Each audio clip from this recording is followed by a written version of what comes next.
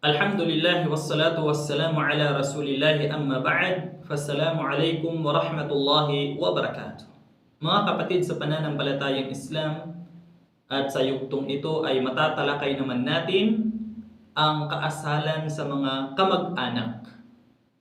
Sinusunod ng isang Muslim para sa mga malayong kamag-anak niya at mga malapit na kamag-anak niya ang mismong kaasalang sinusunod niya sa pakikitungo sa mga magulang niya. Ganun din sa mga anak niya at mga kapatid niya. Kaya ang kabaitan at kabutihang ipinakitungo niya sa tiyahin niya sa ina at sa tiyahin niya sa ama ay gaya ng ipinakikitungo niya sa kanyang ina. At ang kabaitan na kabutihang kanyang ipinakikitungo niya sa tiyuhin niya sa ama at tiyuhin niya sa ina ay gaya ng ipinakitutungo niya sa kanyang ama. Kaya naman mga kapatid sa pananampalatayang Islam, ang bawat may kaugnayan sa kanya sa pagkakamag-anak, mananampalataya o hindi mananampalataya, ay itinuturing niya silang mga kamag-anak na ang tungkulin niya sa kanila ay pananatilihin ang ugnayang pangmag-anak. Ang maging mabuti sa kanila at ang magmamagandang loob sa kanila. Kaya naman, pinagpipitaganan niya ang nakakatanda sa kanila at kinaawaan niya ang mga nakakabata sa kanila. At ganoon din, dinadalaw niya ang may sakit sa kanila. At ganoon din, inaalo niya ang dinanatdan ng kasawian sa kanila. Dinadamayan niya ang namimighati sa kanila. At ganoon din, itinataguyod niya ang ugnayan sa kanila. Kahit paman, nilagot nila iyon at mabait siya sa kanila kahit paman, mabagsik sila sa kanya. Ang lahat ng iyon ay alinsunod sa mga tagubilin ng Quran at mga hadith ng sugo ni Allah sallallahu alaihi wasallam. Nagsabi si Allah, chapter 4 verse 1, mangilag kayong magkasala kay Allah na naghihilingan kayo sa pamamagitan niya at sa mga kamag-anakan.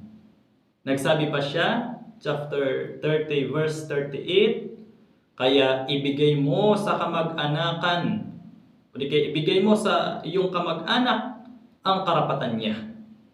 Ang sabi pa niya sa banal na Quran, chapter 16 verse 90, tunay na si Allah ay nag-uutos sa inyo na itaguyod ninyo ang katarungan, ang paggawa ng kabutihan at ang pagbibigay sa kamag-anak.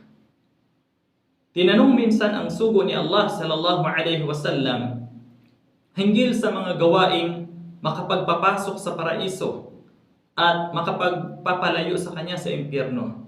Kaya nagsabi siya, sambahin mo si Allah at huwag mo siyang tambalan ng anuman. At panatiliin mo ang pagsasagawa ng sala, pagdarasal. Magbigay ka ng zakah at itaguyod mo ang ugnayan sa kamag-anak. Nagsabi pa siya, ang kawang gawa sa dukha ay isang pagkakawang gawa at ang kawang gawa sa kamag-anak ay pagkakawang gawa at pagtataguyod sa ugnayan sa kamag-anak.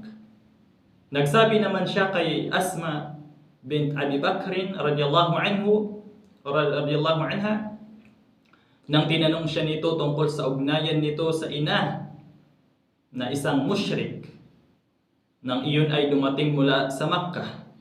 Kanyang sinabi, oo, itaguyod mo ang ugnayan mo sa iyong ina. At ganun din ang mga kaasalan sa mga kapitbahay.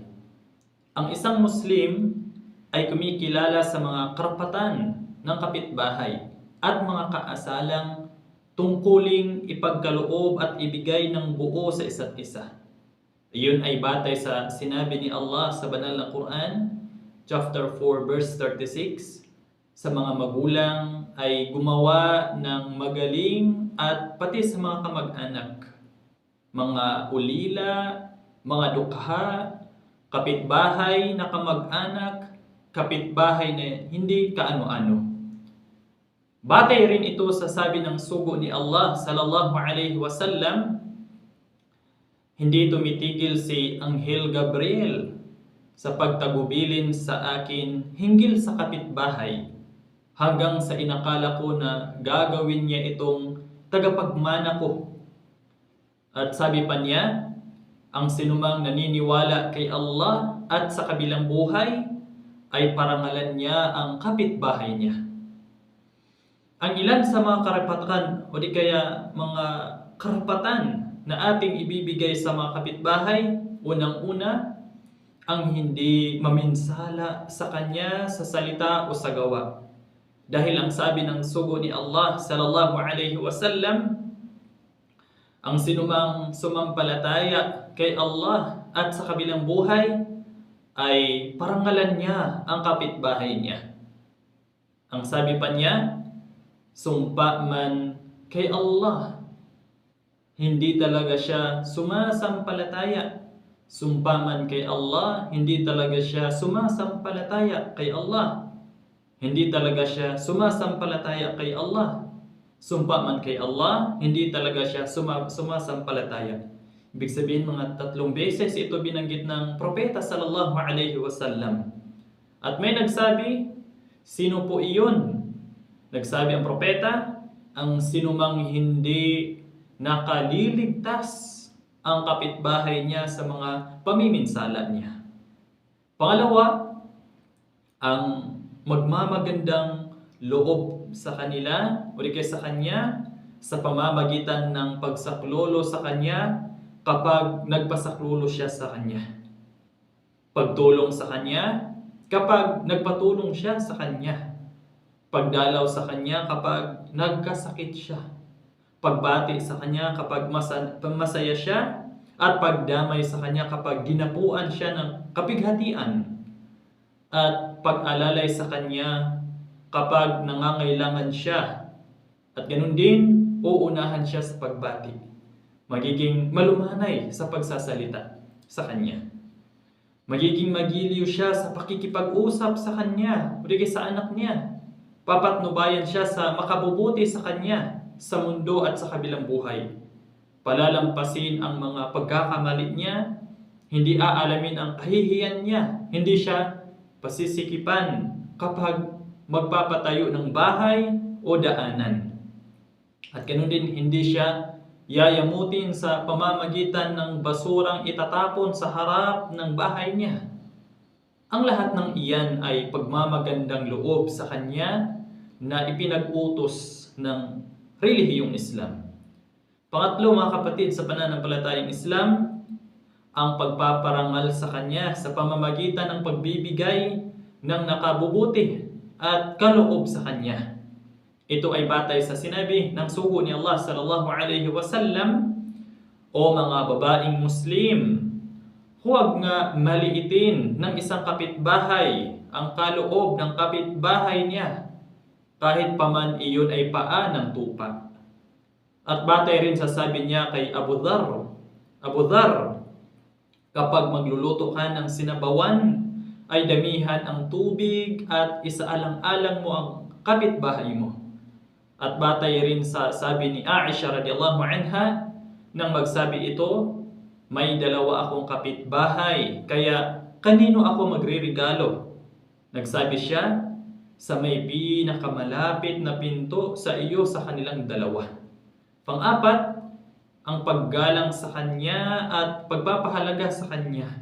Kaya naman hindi siya pipigilan, halimbawa, na maglagay ng kahoy niya sa bakod mo o hindi ipagbibili ang lupang nakaugnay sa lupa niya hanggat hindi ito inaalok sa kanya o isinasangguni sa kanya, dahil ang sabi ng propeta ni Allah sallallahu alaihi wasallam, huwag pigilan ng sinuman sa inyo ang kapitbahay niya na ilagay nito ang kahoy nito sa bakod niya. At dahil ang sabi pa niya, Ang sinumang may kapitbahay sa tabi ng kanyang pataniman o kahati roon ay huwag niyang ipagbili iyon hanggang hindi niya iyon inaalok dito.